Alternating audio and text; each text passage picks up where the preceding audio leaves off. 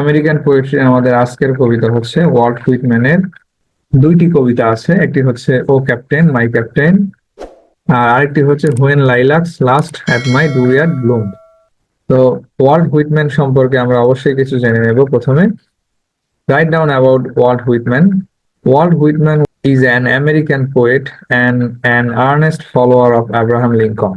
Walt Whitman ছিলেন একজন American কবি এবং আব্রাহাম লিঙ্কন, যিনি ছিলেন আমেরিকার 16তম প্রেসিডেন্ট, তিনার খুবই একজন ফলোয়ার ছিলেন, অনুসারী ছিলেন। Lincoln's Democratic spirit inspired him to write poems on democracy. Lincoln তিনি ছিলেন গণতন্ত্রের জন্য খুবই বিখ্যাত একজন লিডার, আর এই গুণটি ওয়াল্ট হুইটম্যানকে কবিতা লিখতে ইন্সপায়ার করেছে। Lincoln's assassination in 1865 deeply shocked him. Abraham লিঙ্কনকে 1865 সালে অ্যাসাসিন করা হয়, গুপ্ত হত্যা করা হয়, আর এইটার মাধ্যমে কবি ওয়াল্ট হুইটম্যান শকড হয়ে পড়েন। And he wrote many poems expressing his grief for losing Lincoln. আর এই যে হতাশা, লিঙ্কনকে হারালো, এই দুঃখ কষ্টে তিনি এগুলো প্রকাশ করার জন্য তিনি অনেকগুলো কবিতা লিখেছিলেন। His masterpiece poem is Song of Myself, which is included in the book Leaves of Grass. Walt হুইটম্যানের মাস্টারপিস মানে খুবই বিখ্যাত একটি কবিতা বা পোয়েম, সেটা হচ্ছে সং অফ মাইসেলফ, যেটা পরবর্তীতে লিভস অফ গ্রাসে ইনক্লুড করা হয়েছে। Manhattan is the birth place of Abraham Lincoln. আর এই আমেরিকান প্রেসিডেন্টের জন্মস্থান ছিল ম্যানহাটন। আমাদের আজকের কবিতা হচ্ছে O captain my captain, Walt Whitman লিখেছেন। আমরা সামারিটাই পড়বো, এখানে বেশি কিছু পড়ার নাই। The poet expressed his grief after the assassination of Abraham Lincoln, the 60th president of the American nation. কবি তার এই দুঃখ কষ্ট এগুলো প্রকাশ করার জন্য, যেটা আব্রাহাম লিঙ্কনকে হত্যা করার পরে তার মনের মধ্যে যে কষ্ট দুঃখ জমা হয়েছিল।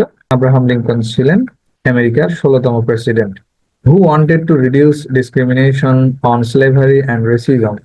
আব্রাহাম লিঙ্কন তিনি এই যে স্লেভারি, দাসত্বের যে অভিশাপ, এইটাকে তিনি বিলুপ্তি করতে চেয়েছিলেন। এছাড়াও রেসিজম, যে বর্ণ বৈষম্য, এইটা নিয়েও তিনি কাজ করেছেন বা এটাকেও তিনি নির্মূল করতে চেয়েছিলেন। এত ভালো একজন লিডার যখন মারা গেল, তাকে হত্যা করলো, এইটার কষ্টে ওয়াল্ট হুইটম্যান এই কবিতাটি লিখেছেন। Lincoln handle the civil war of America skillfully. Abraham Lincoln ছিলেন খুবই যোগ্য একজন লিডার, যিনি এই আমেরিকায় তৎকালীন সময়ে সিভিল ওয়ার হয়েছিল, গৃহযুদ্ধ, যেটাকে তিনি খুব স্কিলফুলি হ্যান্ডেল করেছিলেন। As an ideal person, Whitman mourns for the death of Lincoln in a symbolic way.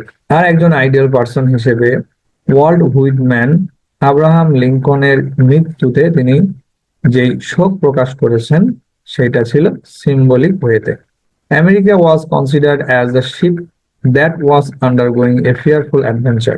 আমেরিকাকে একটি জাহাজের সাথে তুলনা করা হয়েছে, যেটি ছিল একটি মিশনে, অ্যাডভেঞ্চারাস মিশন।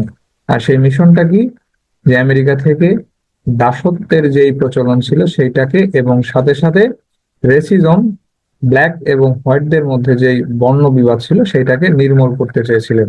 আর এটাই ছিল undergoing fearful adventure journey. Approach the ship to the shore, the people are waiting to welcome the captain with flowers and bouquets. আর এইটা যখন তিনি জয় করতে পেরেছিলেন, তিনার এই অ্যাডভেঞ্চারাস জার্নি, অর্থাৎ দাসত্বের যে প্রচলন সেটাকে নির্মূল করা, দাস প্রথাকে, এবং বর্ণবাদ, বর্ণ বৈষম্য, এটাকে তিনি যখন নির্মূল করে ফেললেন, তখন তিনি বিজয়ীর বেশে যখন ফিরছিলেন।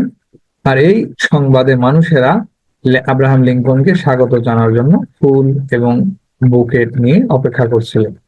But the captain of the ship was lying dead on the deck. কিন্তু পরবর্তী দেখা গেল আব্রাহাম লিঙ্কন, যিনি ছিলেন ক্যাপ্টেন, মূলত তাকে ক্যাপ্টেন হিসেবে কনসিডার করা হয়েছে, তিনি মৃত অবস্থায় জাহাজের ডেকে পড়েছিলেন। The poet asked the captain to rise.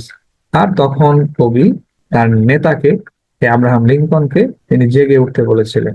The captain of the ship was dead and did not answer to the people. Captain মৃত অবস্থায় জাহাজে পড়েছিল, আর মানুষের কোনো প্রশ্নেরই উত্তর দিতে পেরেছিল না বা দিয়েছিল না। The people were excited over the captain's success as the ship anchored safely.